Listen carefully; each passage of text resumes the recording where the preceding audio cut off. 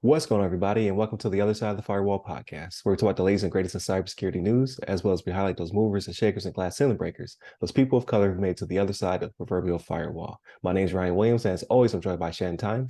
What's up? What's up? What's going on? Welcome to Tuesday's episode. For those who are uninitiated, I guess, Monday and Tuesday are topics, Wednesday discussion. Thursdays, I like to do the Ask SSP, where I interview or have a guest host. We talk about their cybersecurity origin story, what they do in the field, all that good stuff. So definitely check that out. And then Fridays, everything else. So movies, books, games, you name it, we talk about it.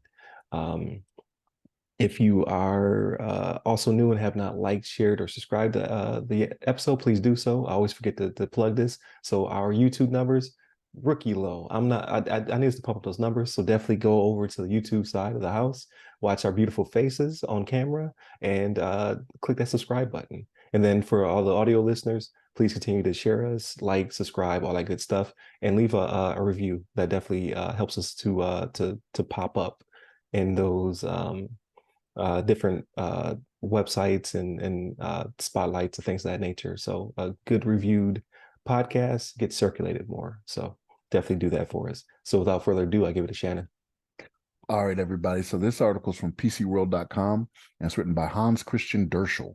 The title of this one is Intel Downfall, which is the title of the risk. The severe flaw in billions of CPUs, leaks passwords, and much more. So this is a security flaw in billions with a B, as in Bravo, as in boy, of Intel CPUs that lets attackers steal confidential data like passwords, encryption keys. There's firmware update out to fix it, but it's at a potential of a significant performance loss, right? And that's what people don't want to see. They don't want to see a performance loss when they've gone out and they've bought this 10th generation, 11th generation, CPU. But so what's funny about this article, not funny about this article, but when it starts out, the first sentence in it is, well, this is bad. And it made me chuckle. It made me LOL out loud when I saw this, and well, this is bad. Right. So, but Downfall is the name of it, right? Like I said before. And this was Daniel Mogimi, who's a security expert at Google, is the one who's discovered it. And it's in several generations of Intel processors. And this Intel processor is going back to, I want to say it was 2015. This goes back to it was discovered, right? And it's like, wow. And so, and here's what kind of gets me, right? So this was reported like a year ago. So we've talked about this before on the show. Like this was discovered, a year ago, and wasn't reported until recently, right? So it's one of those things where I'm like, why does this keep happening? You know what I mean? Where it's like, you know about something, like, let's get it out there quickly, right? So like this whole year since it was discovered, like there could be people with hate in their heart that are hackers that are out here just taking advantage of this. But yeah, so it's CVE 2022-40982 is what's been assigned to this. But after Downfall was discovered, there was one called AMD's Inception vulnerability that was not too long after that, right? So the security hole effect of Ryzen RYZEN and EPYC EPYC processors, right? So when they did independent testing of the mitigation micro patches, it can drastically lower the performance, as I said before, right? So some say it's a performance loss of up to 50% under certain circumstances, right? And again, this is not what people keep buying these new computers for, that have these bigger, and not bigger, I shouldn't say bigger, but better, faster processors, right? They don't want to have a slowdown like this, but it comes with, what's the risk you want to take, right? Do you want to have the risk that your passwords are vulnerable, you know what I mean, that you believe to be secure? Or do you want to have a slowdown in performance, right? So what do you want to do? And in some cases, it may be people will be like, well, I don't want the slowdown, so I'm not gonna update the firmware for this, right? So, but yeah, so it's just it's crazy, man. Like, it's crazy to me that this is where we are. It's not. I guess I shouldn't say crazy. It shouldn't be a surprise anymore that this is where we are. That this is where people are leading to, right? So, I guess people may be getting smarter when it comes to not doing the passwords that are easy to guess, the password 123, Right. 123, things of that nature.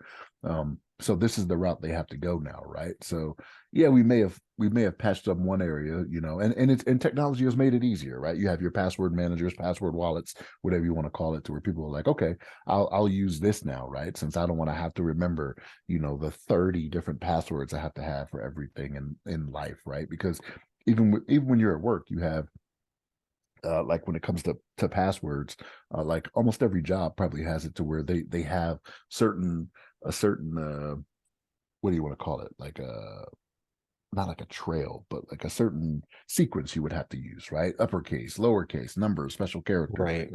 There's rules. Yeah, rules. That's what I'm Yeah. trying to. Yeah, password rules. So, like that's becoming common now, right? So you gotta go and you gotta go about doing these things, right? So I don't know, man. Like this is man. I can't say enough about us telling people to do the right thing. But when you have issues like this, right, where it's out of your out of your control, where it's a processor in the device that you buy, you've done the password manager, you've made sure you have a strong password, but then things like this, like, it just can't be helped, right? And we kind of talked about this in the previous episode, right, with LinkedIn, like, us doing better to make sure we don't get hacked, but then it's things like this that happen, right? So but again, this is only up to the 11th generation, of processors, right? So your 12s and 13s, which I believe are out there now, are still safe. But Mhm.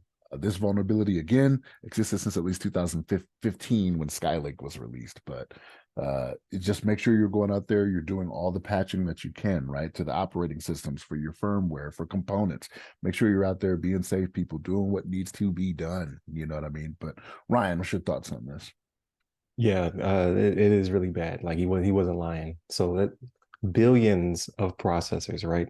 And it's systemic. So like the only thing you can do is best practices. So in the article it says that it appears to only be exploitable locally. So you would have to download malware to basically let someone in to exploit the I don't, because it's not really, is it a defect? Like how would you categorize it?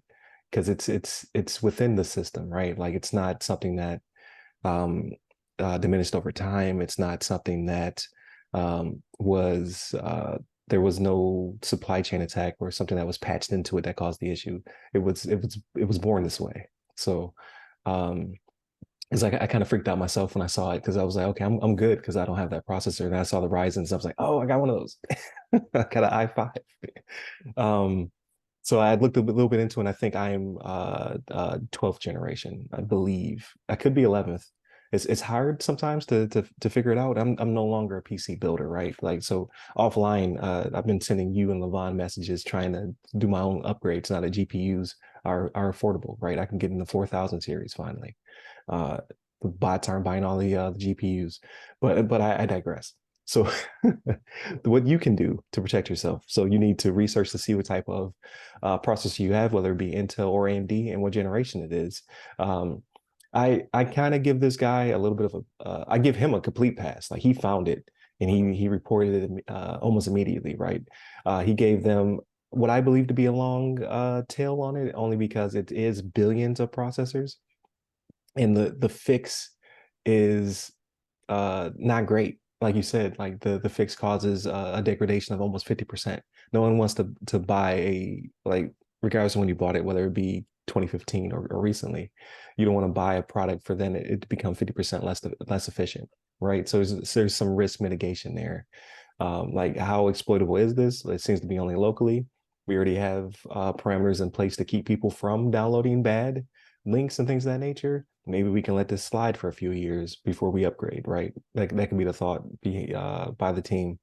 Or it could be, hey, listen, we can't allow this to be a thing. We have to now upgrade immediately to 12th and 13th generation processors, which will be very expensive, especially if you're a larger business, right? Like I only have one processor to worry about, um, or two, I guess.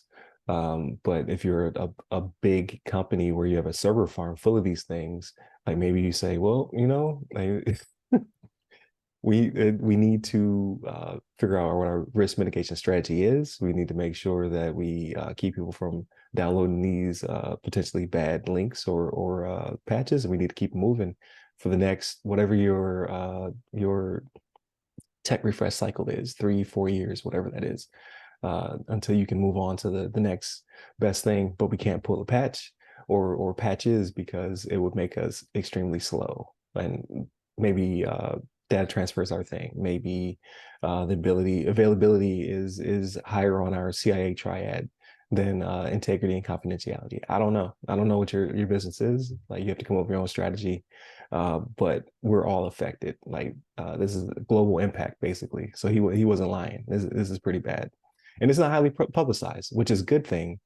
But it's probably highly publicized on the bad guy's side, right? Like, oh, we have something that we have a target of opportunity that is global and will be slow moving, right? In the next 3 to 4 years, we'll have the ability to attack people, if not more, because a lot of people are not going to patch this.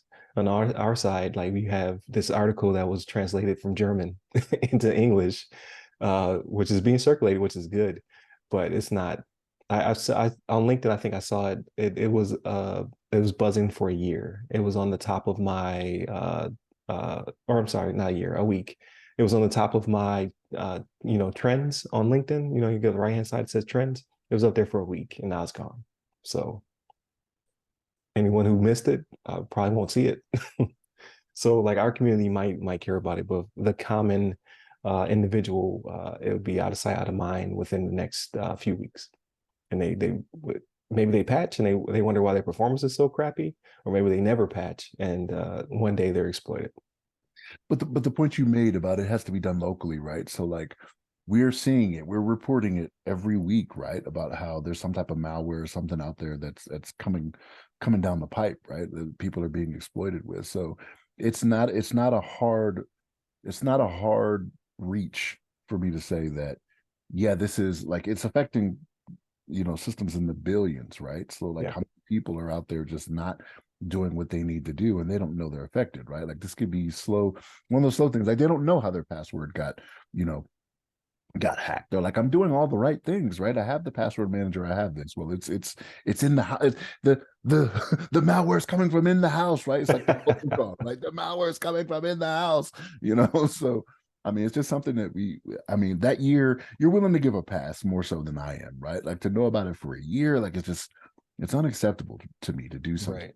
That's probably them. Yeah, That's them brainstorming. Like, how do we fix this? Like, that's them testing patches that are causing degradation. That's them, like, how do we fix this, and how exploitable is it? Right. So they're doing their own risk mitigation as well. It's kind of like the Fight Club with the what was it?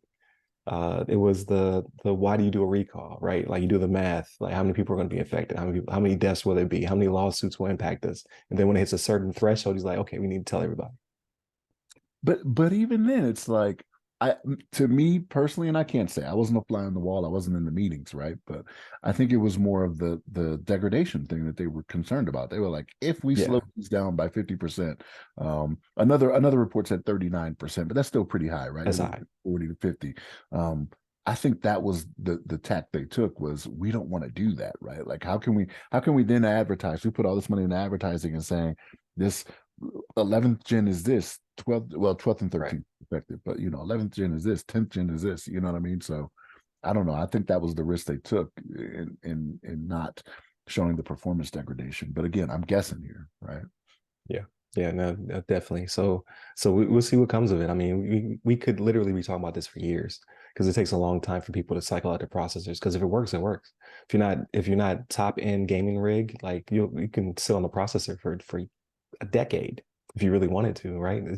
It goes from being your family PC or whatever your primary, to being the one in the corner mining cryptocurrency, right? So we'll see what happens. But definitely check us out throughout the week. Monday, Tuesday are topics, Wednesday discussion. Thursdays, I do have an Ask Assist P lined up, so definitely check that one out. I'll start to advertise it within the week, because I haven't recorded it yet.